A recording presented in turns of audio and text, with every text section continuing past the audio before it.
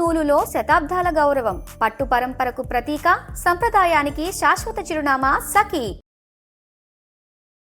Hi sir. Hi sir, depression యాంగ్జైటీలో అందరికి symptoms ఏంటి, అది ఎందుకు ఇలా అన్ని కొంచెం మినిమం ఇన్ఫర్మేషన్ అయితే ఈ పార్టీకి ఉంది. ట్రైన్ కింద సూసైడ్ చేసుకున్నారు కదా ఇద్దరు పిల్లలతో ఒక తల్లి.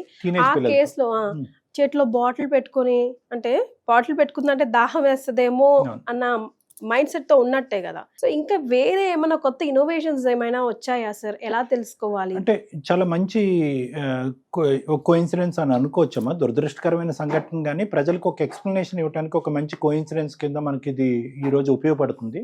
అంటే సుజాత, అదే ఆవిడ ఎవరైతే కనుక ఇద్దరు పిల్లలతో పాటు రైలు పట్టాల మీదకి వెళ్ళి యాక్సిడెంట్కి గురైనటువంటి వాళ్ళు ఉన్నారో అందరికీ ఆశ్చర్యం కలిగించేటటువంటిది ఏంటంటే చాలా ముఖ్యమైన అంశం అనమాట. డిప్రెషన్లో ఉండేటటువంటి వ్యక్తులకి ప్రత్యేకమైన కారణాలు ఉంటాయి. ఎందుకంటే ఏదన్నా న్యూస్ ఛానల్ మీరు చూడండి, ఏదన్నా న్యూస్ ఛానల్ చూడండి, కారణాల గురించి పోలీసులు చెక్ చేస్తున్నారు, డైరీలు ఎతికారు, ఇంట్లోకి వెళ్ళారు రైల్వే పోలీసు, తర్వాత దుబాయ్లోనో ఎక్కడో మిడిల్ ఈస్ట్లో ఉన్న భర్తతో మాట్లాడారు, ఇలాంటి కారణాలు దొరకలేదు. సో మనం ప్రత్యేకంగా ప్రేక్షకులకు చెప్పేది ఏంటంటే డిప్రెషన్ అనేటటువంటి మనోవ్యాధికి కారణాలు ఉండవలసిన, ఖచ్చితమైనటువంటి కారణాలు ఉండవలసినటువంటి అవసరం లేదు. ఓకే, సో పర్సనల్ ప్రాబ్లమ్స్ అట్లా ఇట్లా ఉండాల్సిన అవసరం లేదు. ఓన్లీ 10 to 15% కేసెస్లోనే డిప్రెషన్కి కారణాలు ఉంటాయి. మిగతా 80 to 85% కేసెస్లో అసలు కారణాలు లేకుండా, అంటే మనకు ఇంకా ఇప్పటికీ కూడా మనం ఆ ఆలోచనలోంచి, ప్రత్యేకంగా మన కల్చర్లో, మన ఇండియన్ కల్చర్లో ఆ ఆలోచనలోంచి బయటకు రాలేకపోతున్నాం. ఏంటంటే అన్నీ ఉన్నాయి కదా, నీకేం డిప్రెషన్, మీ ఆయన ఉద్యోగం చేసుకుంటున్నాడు, దుబాయ్లో ఉన్నాడు, డబ్బులు సంపాదిస్తున్నాడు, నువ్వు హెచ్ఆర్ జాబ్ చేస్తున్నావు అనేటటువంటి ఆలోచనలోంచి ఎప్పుడైతే మనం బయటకు వస్తామో అప్పుడు డిప్రెషన్ అనేటటువంటి దాన్ని ఈజీగా పసిగట్టగలం. ఎందుకంటే అన్నీ క్షుణ్ణంగా విశ్లేషించారు పోలీసులు కానీ, చుట్టాలు కానీ. వీళ్ళు ఏ కారణం దొరకపోయేటప్పటికి ఈవిడ ఎప్పటి నుంచో ఒక మనోవేదనలో ఉంది, కారణంతో కూడినటువంటి మనోవేదన కాదు, ఒక విధమైన డిప్రెషన్, ఒక ఆలోచన, ఒక బాధ, ఒక బెంగ, అది ఒంటరితనం వల్ల వచ్చిందో దేని వల్ల అనేది. కానీ ఆవిడ సూసైడ్కి మాత్రం చాలా వరకు సమాజంలో జరిగే 80 to 90% సూసైడ్స్కి కారణం, అది పిల్లలైనా పెద్దవాళ్ళైనా ఎవరైనా కూడా, డిప్రెషన్ అనేటటువంటి మనోవ్యాధి. ఆ డిప్రెషన్కి ఒక కారణం ఉండొచ్చు, ఉండకపోవచ్చు. అంటే సింపుల్గా చెప్పాలి అంటే ఏంటంటేనమ్మా, ఇన్నోవేషన్స్ అంటే చాలా వచ్చినాయమ్మా. ఏంటంటే ట్రీట్మెంట్లు, ఎలాంటి ట్రీట్మెంట్లు, ఏమేమి చేయొచ్చు అనేటటువంటిది ఇప్పుడు అత్యాధునికమైనటువంటి ట్రీట్మెంట్స్ వచ్చినాయి, మెడిసిన్స్ పరంగా కానీ, కౌన్సిలింగ్ పరంగా కానీ. కనిపెట్టడమే కష్టంలా ఉంది కదా. మంచి మాట అమ్మా, కనిపెట్టడం అనేది ఒకటి. ఎందుకంటే కనుక ఇప్పుడు ఆవిడ చేస్తుంది అనేటటువంటిది ఎవరికీ కూడా తెలియనటువంటి పరిస్థితి. బహుశా పిల్లలకు కూడా రైల్వే స్టేషన్ వరకు వెళ్ళేంత వరకు వాళ్ళు ఏం చేయబోతున్నారని తెలుసో తెలియదు కూడా నా డౌట్. ఎందుకంటే కనుక చక్కగా షూ వేసుకుంది, నీట్గా డ్రెస్ అప్ అయ్యారు, మనిషి ముచ్చట్లు పెట్టుకుంటా పోతున్నారు, మనం చూసిన ఆ ఫోటోజ్ వరకు చూస్తే. సో ప్రత్యేకంగా ఏంటంటే కావాల్సింది డిప్రెషన్, యాంగ్జైటీ, ఇటువంటి మనోవ్యాధుల్లో నాకు ఈ ప్రాబ్లం ఉంది అనేటటువంటిది ఫస్ట్ వాళ్ళకి ఒక యాక్సెప్టెన్స్ రావాలి. నాకు ఇది ప్రాబ్లం ఉంది అనేది నెంబర్ 1 రావాలి. నెంబర్ 2 ఏంటంటే ఈ ప్రాబ్లంకి సొల్యూషన్ ఉంది అనే నమ్మకం రావాలి. మూడోది ఏంటంటే కనుక ఈ ప్రాబ్లంకి సొల్యూషన్కి నేను ఎక్కడికో ఒక చోటకి వెళ్ళాలి అనే నమ్మకం రావాలి. లేదు, వాళ్ళకి ఏమీ రాలేదు అంటే పక్కన ఉండేటటువంటి వాళ్ళు కనిపెట్టేటటువంటి పొజిషన్లో ఉండాలి. ఓకే, సో ఆ పాయింట్స్ ఏంటి సార్? తను కనిపెట్టాలన్నా, పక్కన వాళ్ళు కనిపెట్టాలన్నా మినిమం. ఫస్ట్ ఆఫ్ ఆల్ డిప్రెషన్లో ఉండేటటువంటి చాలా సిమ్టమ్స్లో ప్రధానమైనటువంటి సిమ్టమ్ ఏంటంటే హోప్లెస్నెస్, హెల్ప్లెస్నెస్. అంటే నేను బ్రతకాలి అనేటటువంటి ఆలోచనకి, నేను బ్రతికి ఈ సమస్యల్లో కానీ, లేదంటే ఈ టెన్షన్లో కానీ, ఈ డిప్రెషన్లో కానీ, ఈ ఆత్మన్యూనతా భావము, ఒక విధమైనటువంటి లోటు, ఒక బాధ, ఒక ఒంటరితనం, ఎందుకు ఊరికూరికనే ఏడుపు వస్తుంది, జీవితం మీద విరక్తి వస్తూ ఉంటుంది, ఎందుకు వస్తున్నాయి, అన్నీ బాగున్నాయి కదా అనుకున్నా కూడా ఆ ఆలోచనని కూడా కప్పేసేటటువంటి ఒక నెగిటివ్ థింకింగ్, ఏ పని మీద ఫోకస్ లేకపోవటము, రాత్రి నిద్ర పట్టకపోవటము, మార్నింగ్ లెగిసి పనికి వెళ్ళాలి అని అనిపించకపోవటము, బయటకు తయారవటానికి నీట్గా డ్రెస్ వేసుకుంటారు, లిప్స్టిక్ వేసుకుంటారు, మేకప్ వేసుకుంటారు, నీట్గా తయారవుతారు, అన్నీ అవుతారు, ఆఫీస్లోకి కూడా వెళ్తారు. ఎందుకు ఇవన్నీ చేస్తున్నారు? మరి లోపల ఇంత భావోద్రేకాలు ఉన్నా కూడా బయటకు ఎందుకు ఆ విధమైనటువంటి యాక్టింగ్ చేస్తున్నారా? ఎందుకంటే కనుక చాలామంది మానవ సహజం ఏంటంటే, నేను మానసికంగా బలహీన, ప్రత్యేకంగా ఆవిడ హెచ్ఆర్ జాబ్లో ఉన్నారు, ఉదాహరణకు నేను చెప్తున్నాను, ఆవిడనే కాదు, జనరల్గా నేను మానసికంగా బలహీనపడ్డాను అనేటటువంటిది బయటికి వ్యక్తపరచడానికి నేను ఇష్టపడను. ఏదో విధంగా కవర్ చేసుకుని ఇంటికి వచ్చిన తర్వాత నా బాధ ఏదో నాతో చెప్పుకుని, మాట్లాడుకుని, ఏడుస్తూ బాధపడతాను, కానీ సమాజానికి చూపెట్టడానికి నేను ఇష్టపడను. అది డిప్రెషన్లో ఉన్నటువంటి ఒక ప్రత్యేకమైనటువంటి క్వాలిటీ. సో సిమ్టమ్స్ని దాచిపెట్టడం అనేది చివరి దశ వచ్చేంత వరకు దాచిపెట్టడం, లేదంటే సూసైడ్ చేసుకున్న తర్వాత అరే వీళ్ళు డిప్రెషన్లో ఉన్నారు అని చెప్పి చుట్టుపక్కల వాళ్ళు అనుకోవటం అనేది జరుగుతూ ఉంటుంది. సో ఈవిడ విషయంలో కూడా చాలా చక్కగా దాచిపెట్టారు, భర్త దగ్గర నుంచి కానీ అందరి దగ్గర నుంచి కూడా. కొద్ది గొప్ప ఈవిడ మనోవేదన అర్థం చేసుకున్న వాళ్ళు ఎవరన్నా ఉన్నారు అంటే కనుక దగ్గర ఉండేటటువంటి ఆ పిల్లలు అర్థం చేసుకునే వాళ్ళు కూడా ఇద్దరు హాస్టలే సార్, బాబు హాస్టలే, బాబు హాస్టల్ తల్లితో పాటు తల్లితో. కానీ హాస్టల్లో ఉన్నా లేకపోయినామా బాగా చదువుకుని డిప్రెషన్లో ఉండేటటువంటి వాళ్ళు పక్క వాళ్ళకి ఒక నెగిటివ్ కౌన్సిలింగ్ ఇస్తూ ఉంటారు, ముఖ్యంగా పిల్లలకి, ఆ టీనేజ్ వయసులో ఉండేటటువంటి పిల్లలకి. అక్కడ మనం చూసినటువంటి ఒక పాయింట్ ఏంటంటే పిల్లలు ఎప్పుడూ కూడా తల్లి యొక్క చెప్పు చేతల్లోనే ఉన్నారు అనేటటువంటి ఒక కాన్సెప్ట్ వచ్చింది అక్కడ.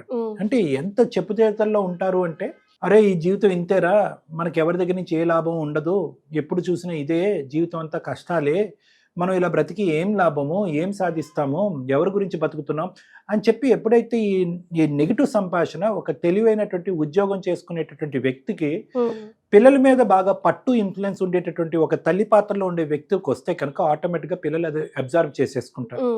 ఎందుకు అంటే కనుక ఒకటి ఎప్పుడు చూస్తున్నా ఒకే నెగిటివ్ అట్మాస్ఫియర్లో ఆ తల్లి పెంచుంటుంది, కొన్ని రోజులు బట్టో నెలలు బట్టో సంవత్సరాలు బట్టో. ఎలాగైతే తల్లి ఒక హ్యాపీనెస్ లేదో ఆటోమేటిక్గా పంచిచ్చే హ్యాపీనెస్ కూడా తల్లికి ఉండదు. కాబట్టి పిల్లలు కూడా ఆ హ్యాపీనెస్ ఇంట్లో ఆస్వాదించకపోయేటప్పటికి బహుశా అమ్మ చెప్పేది నిజమేమేమో, అన్ని రోజులు ఇలాగే ఉంటాయేమో, చీకటి రోజులేనేమో, దీనికి మించినటువంటి ప్రపంచం లేదేమో అని చెప్పి ఆ డిప్రెషన్ ఇంబైబ్ అయిపోతుంది అనమాట, ట్రాన్స్ఫర్ అయిపోతుంది పిల్లలకి. ప్లస్ టీనేజ్లో ఉండేటటువంటి పిల్లలకి హార్మోనల్ ఇంబ్యాలెన్స్లో వల్ల లేదంటే జెనెటిక్గా తల్లి నుంచి పిల్లలకి రావడం వల్ల కొంతవరకు డిప్రెషన్ ఉంటుంది. పక్కన ఒకప్పుడు తండ్రి ఉన్నాడు అనుకోండి, ఆ తండ్రి మాట్లాడి కానీ అందులోంచి బయటికి రాబట్టడం కానీ లేదంటే ఆవిడని ట్రీట్మెంట్కి తీసుకెళ్ళటం కానీ ఇవన్నీ జరిగాయి. ఆవిడ సింగిల్ పేరెంట్ అయ్యింది, భర్త ఎక్కడో బయట ఉన్నాడు. సో ఆవిడగా ఊహించుకుని ఒక ఆత్మన్యూన్యత భావంతో ఒక నెగిటివిటీలో ఆవిడ కూరుకుపోయింది. అది కాస్త పిల్లల బ్రెయిన్లో నింపింది. ఒక రోజు పదండి అన్న మనం ఇలా చేద్దాం అని చెప్పి చివరి వరకు ఆవిడ చెప్పిందని నేను అనుకోవట్లేదు, ఏదో ఊరు వెళ్దాం అన్నట్టు పట్టుకెళ్ళి ఉంటుంది ఆవిడ పిల్లల్ని. బహుశా అక్కడికి వెళ్ళేటప్పటికి ఇంకొద్దిగా పిల్లల్ని ఇన్ఫ్లుయెన్స్ చేసి నా తర్వాత మీకు జీవితం లేదు, నేను బ్రతికి ఏం లాభం, నేను ఎలాగ బ్రతకూడదని అనుకున్నాను, నా తర్వాత మాత్రం మిమ్మల్ని ఎవరు చూసుకుంటారు, ఏముంది జీవితము అనేటటువంటి కొన్ని మాటల గారడి, మాటల ఇన్ఫ్లుయెన్స్. అదేంటంటే తల్లి పిల్లల్ని చంపుకుంటుందా అంటే కనుక డిప్రెషన్లో ప్రధానమైనటువంటి ఒక లక్షణం ఏంటంటే ప్రపంచం అంతా అంతమైపోయిన ఫీలింగ్ వాళ్ళకి వస్తుంది. అయితే ఇప్పుడు మీరు ఒక్క నిమిషం కూడా బ్రతికి వేస్ట్ అనే ఫీలింగ్ వస్తుంది.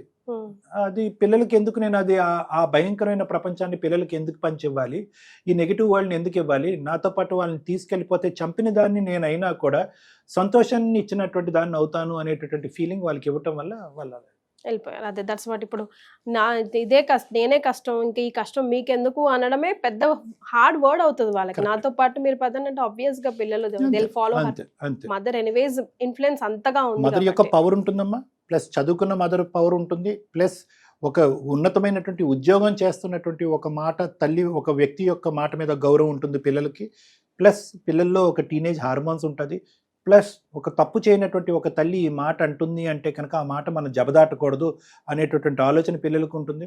ఎందుకంటే చిన్నప్పటి నుంచి చెప్పు చేతల్లో చెప్తారు, అటు ఇటు తిరిగి జలసాలు చేసేటటువంటి పిల్లలు కాదు వాళ్ళు.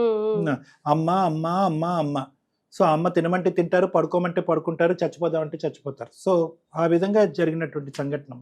Yes, to wind up the whole topic మనం ఏం కంక్లూజన్ ఇవ్వాలి సార్? డిప్రెషన్ అనేటటువంటిది ఇందాక నేను చెప్పినటువంటి లక్షణాలు ప్రధానంగా ఒకసారి మనం మళ్ళీ స్మరించుకుందామమ్మా. డిప్రెషన్ అనేటటువంటిది సూసైడ్కి ప్రధానమైనటువంటి సూత్రము, ఒక కారణము. ఇది కూడా ఒక జబ్బు, దీనికి ప్రత్యేకమైనటువంటి కారణాలు ఉండవలసినటువంటి అవసరం లేదు. అది బ్రెయిన్కి సంబంధించినటువంటి న్యూరోబయలాజికల్ కెమికల్ డిస్టర్బెన్స్, హార్మోన్స్ కాదు, neurobiological chemical disturbance. BP, sugar, thyroid, ఇలా దీర్ఘకాలికమైనటువంటి సమస్యలు ఎలా అయితే ఉంటాయో ఇది కూడా ఒక వ్యాధి, ఒక డిజీజ్. ఈ వ్యాధిని మనం కట్ చేయటం గురించి ముందుగా ప్రధానమైనటువంటి అంశం గ్రహించటం అనేటటువంటిది ఇంపార్టెంట్.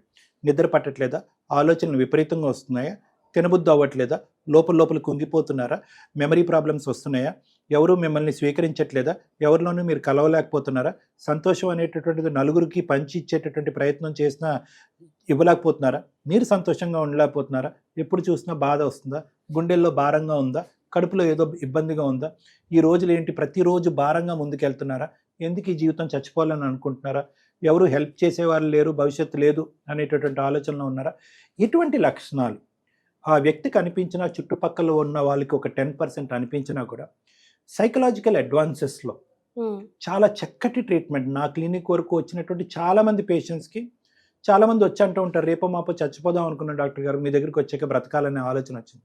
వాళ్ళకి లేటెస్ట్ పరమైనటువంటి మెడికల్ మేనేజ్మెంట్స్ వచ్చినాయి. ఎంత చక్కటి ట్రీట్మెంట్ అంటే కనుక పిచ్చి మందులో గిచ్చి మందులో కాదు అవి, నిద్ర మాత్రలు అయితే అసలు కాదు.